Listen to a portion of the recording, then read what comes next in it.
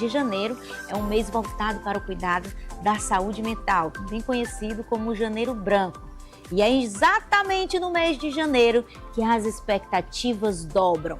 O ano se encerra, muitas metas não foram alcançadas, vem a frustração, a tristeza e muitas vezes também para o ano seguinte, metas inalcançáveis, o que pode gerar uma frustração ainda maior. E é sobre esse assunto que eu estou recebendo hoje a psicóloga doutora Caroline Costa para falar exatamente sobre isso, como fortalecer a nossa mente para mantê-la saudável, apesar de enfrentarmos todo dia tantas coisas complicadas.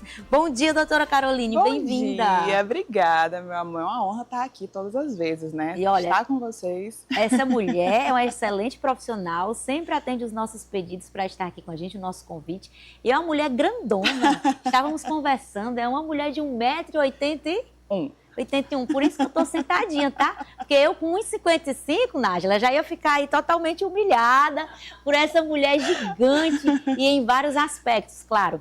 Mas, doutora, no nosso assunto de hoje, a gente vai falar do Janeiro Branco e eu gostaria de falar exatamente dessas perspectivas.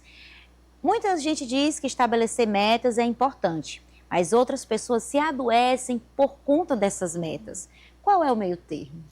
Acho que o meio termo é você primeiro entender o que é meu e não o que é da outra pessoa. Porque metas, elas vêm como lugar de norte. É um norteamento da tua vida. Por exemplo, eu tenho isso daqui para onde ir, mas você também precisa ser congruente. Por exemplo, vou colocar um caso específico meu. Esses dias eu estava ali com meu esposo, né?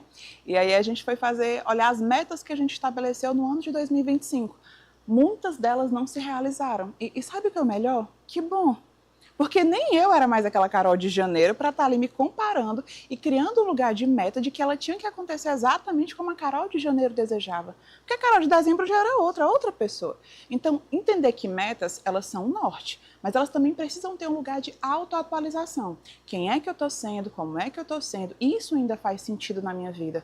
Porque o que acontece muitas vezes? As pessoas criam metas rígidas, muito inflexíveis, de que elas precisam acontecer dessa forma extremamente linear, e elas nem têm abertura para também ter esse lugar de ajustamento criativo. Quem é que eu estou sendo no agora? Quem é que eu estou sendo nesse exato momento? E isso ainda faz sentido na minha vida? Por exemplo, quantas dessas metas que são colocadas lá no início do ano? Eu tenho que comprar a casa, eu tenho que fazer a viagem para fora do país, eu tenho que criar alguma coisa muito original. Nem faz mais sentido na tua realidade, porque você já não tem mais aquilo ali como norte lá em junho, quando chega. Ou você, às vezes, cria essas metas porque outra pessoa fez, porque para outra pessoa deu certo, porque para outra pessoa foi muito bom. Mas será que essa meta é sua? Ou você pegou ela emprestada de outra pessoa? E aí você vai lá, fracassa, não deu certo, tem todo esse lugar de frustração, mas às vezes você está se frustrando por uma meta que não é sua, por uma meta, por um desejo que você pegou emprestado da vida de outra pessoa e que você achou em algum momento que aquilo ali serviria para você. Meta é um lugar de norte. Esse lugar de sentido, ele precisa corresponder com quem você é, com o que você sente. Então, ele precisa estar alinhado nesse lugar de congruência. Porque o que é a congruência? É aquilo que eu sinto, penso, falo e ajo. Se isso tudo está em harmonia, pronto. Você está congruente, você está autêntico e aí você segue nessa meta. E aí, mulherada que está do outro lado da tela, a congruência aí está dando certo ou sentiu que tem algumas peças fora do lugar? Essa conversa ela é importante porque eu acredito, doutor, e você vai poder também trazer esclarecimento sobre isso, que o grande diferencial do ser humano para os outros animais da natureza é exatamente a clareza mental, a capacidade de raciocinar. E quando você se comporta como um bando, você está sendo só mais um animal na manada. E quando eu falo sobre isso, eu estou falando da influência das redes sociais. Sim. Hoje a gente tem um discurso nas redes sociais que foi criado e desenvolvido e aceito da hiperprodutividade. Durmam, trabalhem enquanto eles dormem. E estamos aí com uma geração de pessoas adoecidas mentalmente, o burnout tem tomado de conta de muitas pessoas. Nós temos números alarmantes de afastamento da atividade laboral por conta dessa exaustão mental.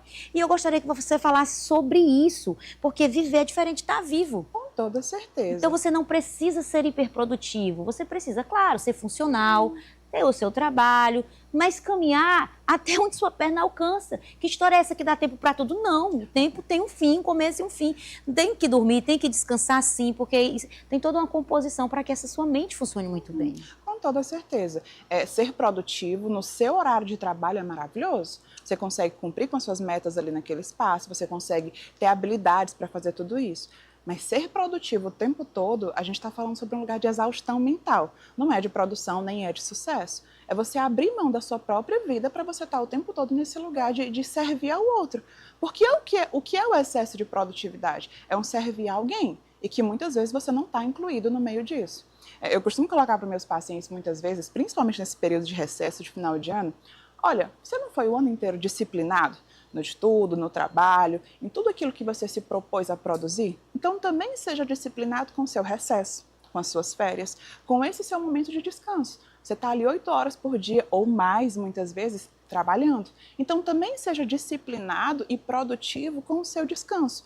Vá dormir, vá sair com pessoas que você gosta. Por quê? Porque produção excessiva a gente não fala de sucesso. Produção excessiva a gente está falando sobre um lugar que vai, sim, com toda certeza, te levar a uma exaustão mental, que é o que você colocou como burnout, tá? Olha, o Janeiro Branco é exatamente esse momento de falar sobre a saúde mental. E o que em uma sociedade hiperestimulada toda hora, pela uma alimentação diferente, por uma rotina diferente, pelas redes sociais, pela internet, por inúmeros conteúdos, a gente é bombardeado de informação toda hora. O que pode ser feito na prática para preservar a saúde mental? Quem ainda tem, porque já tem muita gente aí com a saúde mental comprometida. E eu aprendi isso na prática. Quando eu observei, doutora, que eu estava num estado que eu não tinha mais condição, porque eu trabalhava 24 horas, era aquela hiperprodutividade, realmente eu falo como alguém que viveu isso. Eu estava adoecida mentalmente, eu precisei procurar ajuda, não sabia que tinha um transtorno mental, que tinha um TDAH, e eu conseguia mergulhar tanto no meu trabalho, porque aquilo era como eu fugia, como eu sentia prazer, e isso estava me adoecendo, porque eu não desligava hora nenhuma, e não existia isso. Quando eu procurei ajuda, eu comecei a terapia, comecei o tratamento medicamentoso. Muitas pessoas têm preconceito. Eu queria que você falasse exatamente sobre a prevenção do adoecimento mental, as medidas que podem ser tomadas de maneiras práticas e também quem já está enfrentando. Qual a palavra que você tem para essas pessoas? Pronto. Prevenir, tem até aquele ditado, né? Prevenir é melhor do que remediar. Então, todas as vezes em que você entra nesse lugar de prevenir, de você prevenir aspectos, de você prevenir doenças psicológicas, de você prevenir esse mal-estar social, é importante. Como é que a gente pode prevenir? Antes de chegar na terapia, eu vou criar caminhos. Por exemplo, vai só nas suas redes sociais. Vamos olhar ali os blogueiros, os influencers, os artistas que você segue. Quantos deles, de fato, têm uma rotina que é semelhante à sua? Porque quando você fica consumindo conteúdo que é extremamente diferente daquilo que você começa a se comparar. Você começa a desejar e querer pegar emprestado a vida da outra pessoa. Então, às vezes, você está ali seguindo um influencer, um blogueiro, um artista que acorda 4 horas da manhã, vai fazer atividade física, vai fazer não sei quantas coisas, e você fica, poxa, eu poderia estar fazendo. Tá, mas você consegue? Ou você vai trabalhar o dia inteiro, você tem tantas coisas para fazer na sua casa que você não vai conseguir seguir a mesma rotina daquela pessoa que você passa o dia inteiro consumindo conteúdo.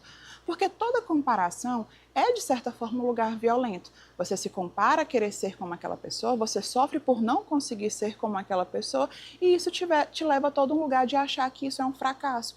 E não é fracasso. Desejo emprestado, meta emprestada não é fracasso. É só incongruência com a sua própria vida.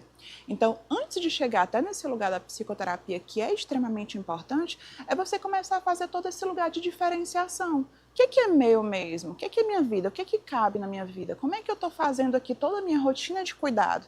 Eu estou me alimentando bem? Eu estou tirando um tempo, nem que seja 30 minutos por dia para fazer uma atividade física? Eu estou dentro de uma relação social, de estar com pessoas que eu gosto, tendo bons relacionamentos parentais, amistosos, profissionais, amorosos, porque tudo isso também implica no teu bem-estar. Quando a gente fala do ser humano, a gente fala de bio, psico e social. Então, o ser humano ele é corpo, ele é mente e ele é relação. Então, eu preciso tomar de conta de todo esse espaço. Aí a gente vai para a terapia.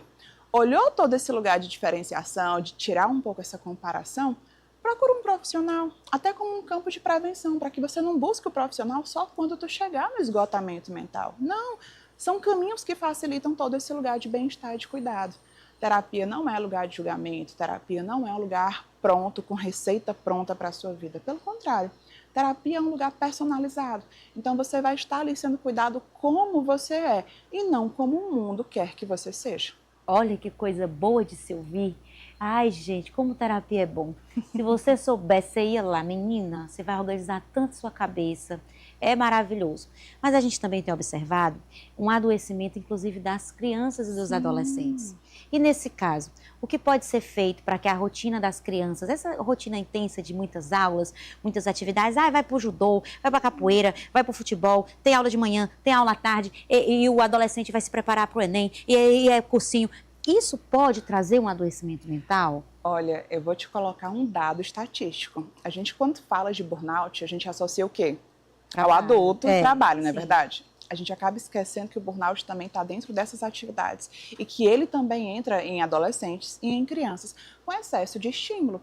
Às vezes vem e a gente não pode julgar, até porque é o que muitas vezes acontece.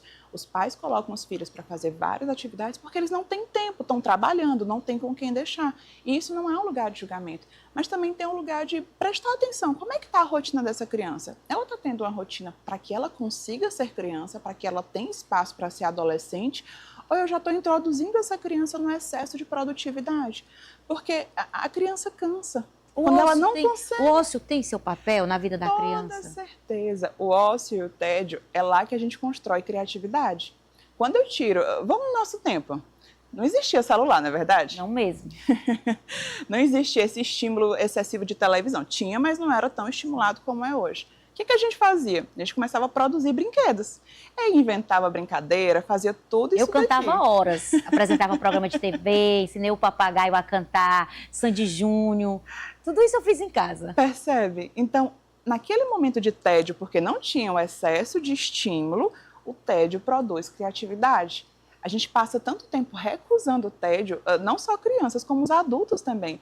Recusa-se tanto o tédio e esquece a importância dele para o processo criativo e desenvolvimento do ser humano.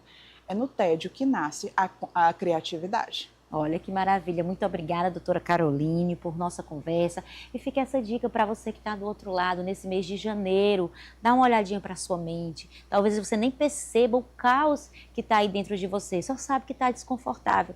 E essa descoberta pode te ajudar a ter mais qualidade de vida, a realmente viver de uma maneira mais leve. Procure ajuda profissional, não se envergonhe, não tenha medo, não tenha preconceito. No fundo, é só você e você. Quem está fora não entra dentro da sua cabeça. E o apoio terapêutico vai te ajudar a entender isso. Nós somos responsáveis pela nossa própria felicidade e também pela nossa própria infelicidade. É importante ser protagonista da nossa história. E errar, cair, é o risco de que quem tenta corre, mulher. Levanta a cabeça, princesa. Bora pra frente que atrás vem gente, não é isso, doutora? Exatamente. Errar é o luxo de quem faz, não é verdade? Você tá errando é porque tá fazendo. Verdade. Aguardo você em um outro momento pra gente conversar mais sobre isso. Estou aqui para isso e muito obrigada. Bom, e agora